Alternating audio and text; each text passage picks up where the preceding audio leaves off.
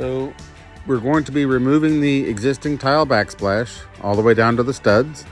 The countertop that's here is going to be replaced. So as you watch this video, just pay attention when we start installing the new backsplash. You'll see that there's new countertops, and actually all the cabinets are going to be refaced as well. So while we are going to protect it just a little bit, it's more of a respect for the homeowner because they're going to continue using these tops for a few more weeks once this part of the job is done before the new tops are installed. To remove the tops, what we're going to do is remove the very top row of tile. I find that once the top row is removed, it makes it a lot easier to get my multi-tool in there and just use a flush cut blade, sheetrock blade on it, and just cut right through the sheetrock and just pull the whole backsplash off with the tile still attached to the sheetrock. It makes for a really quick demo and a lot cleaner because there's fewer pieces to handle once that little bit of tile is removed. I'm going to remove the top row, and Brent's going to come behind me and remove the or cut the sheetrock out of the way, and then we'll just pull it out. You can also see I'm going to tape off all the electrical outlets. That's going to stay taped off for a few weeks again while it'll still be taped off when we get ready to start the new installation. So that's how we handle the demo.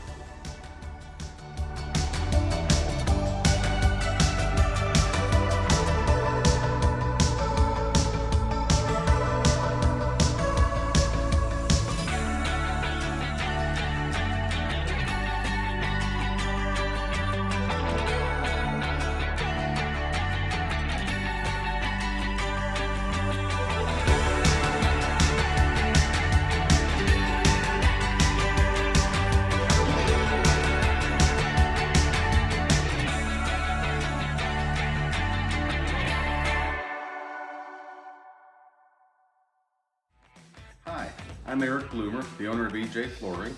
Today we're going to be installing a 3x9 glass backsplash.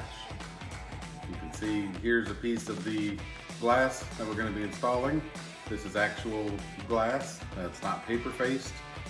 Regardless, when we install glass, we want to make sure we're using the right thinset mortar. So to make it easy for us, we use glass tile adhesive from Creek because it's a phenomenal non-sag mortar.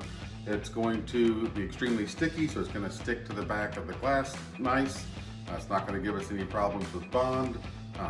Glass is very difficult to stick, and so that's why you have to make sure you use the proper mortar.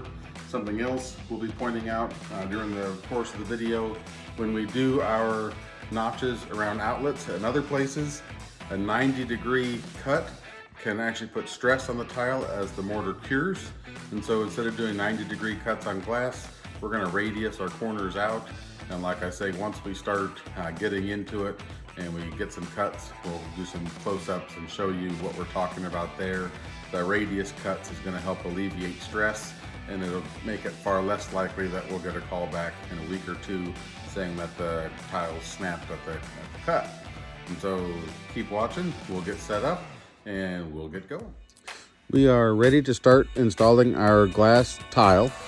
On the glass tile that we're going to be installing, you can see that we're using just a regular 1/4 notch trowel. We didn't knock the notches down on this. I know a lot of times on glass that's what we would typically do. We didn't knock the ridges down because the glass is so opaque. You can't see the notch lines behind it. And while we didn't end up getting one on video, when we were trying this out on the other countertop on the other side, we were getting really good coverage just with back buttering and regular notches, and so that was good enough for us. I do want to point out that we are using alkali resistant tape over the two sheetrock seams there, so everywhere there's a seam of sheetrock, we do have alkali resistant tape to help mitigate any cracking that may occur with the glass. We are, again, all of our notches around outlets are not 90 degrees. They do have rounded corners, and that is also to help us mitigate any chance of cracking that may occur as the thinset cures. This opaque tile is really good and easy to mark on, and so a lot of times on glass what we do is use painter's tape and tape on the glass and mark on the painter's tape, and then just pull the tape after we cut. But fortunately for us in this case, that wasn't necessary. And so we install this countertop and the next countertop. I'm not going to do any voiceover for the other side. We're using the exact same technique, so just have the whole thing on video, and you can watch if you'd like. So thanks for watching. I also do want to again remind and invite, if you haven't done so already, to be sure to give us a thumbs up or like our video. If you have any comments or questions, certainly feel free to post those down below as well. And if you haven't already done so, we would invite you to click the subscribe button as well. Don't forget to ring the bell icon to keep updated with our latest videos. And thank you very much for watching.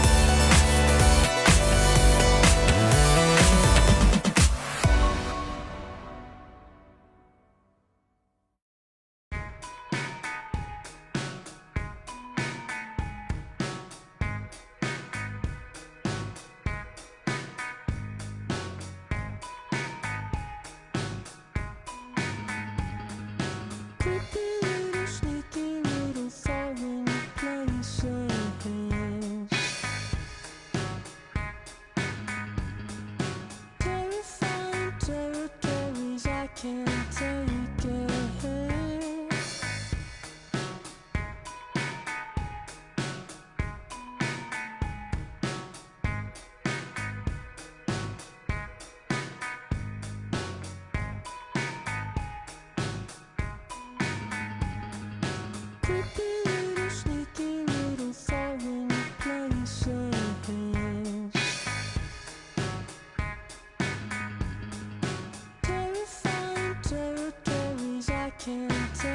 it.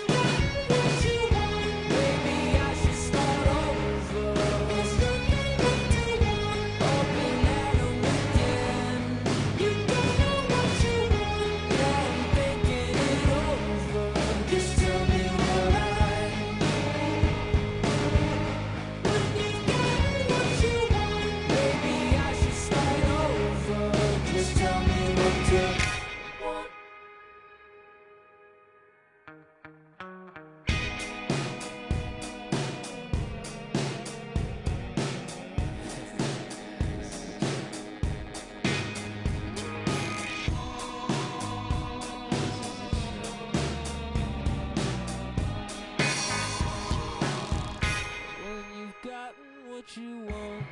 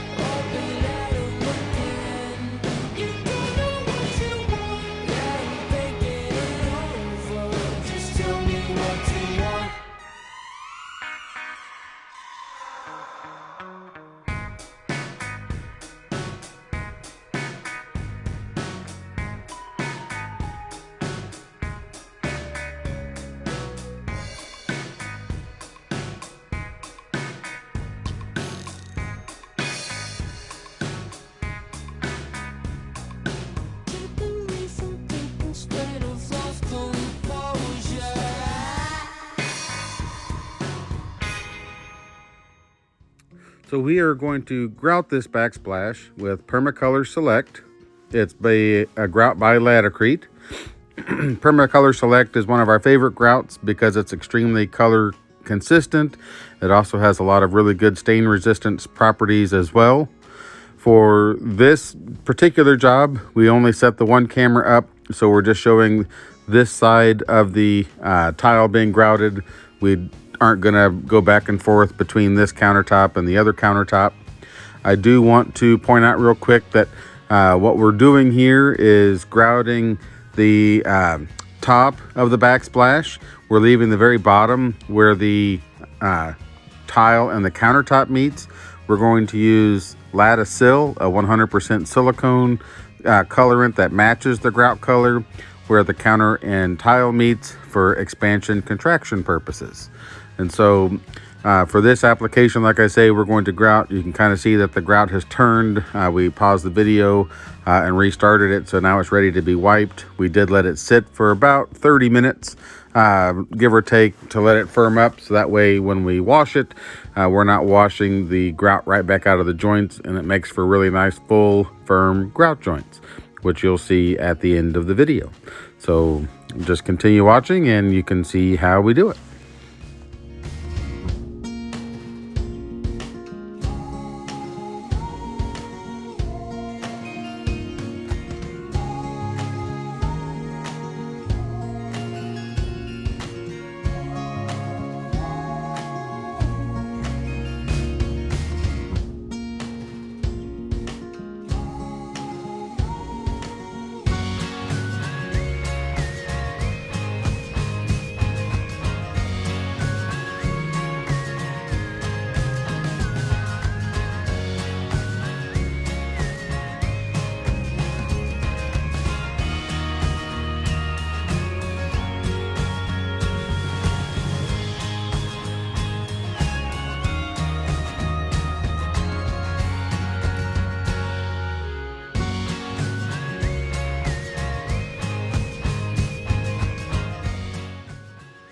So now that we have the first wipe done and everything is kind of firmed up, we're going to buff the countertop off with just a dry microfiber to help remove any fine grout haze.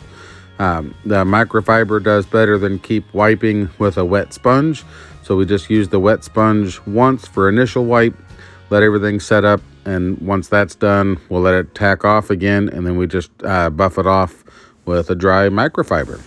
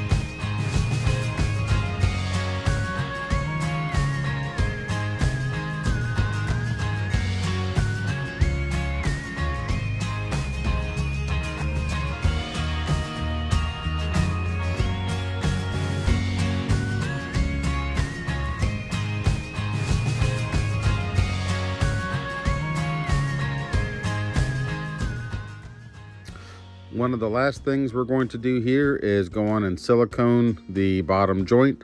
I mentioned earlier that we're going to leave that bottom joint open. It does not get filled with the regular Permacolor Select grout.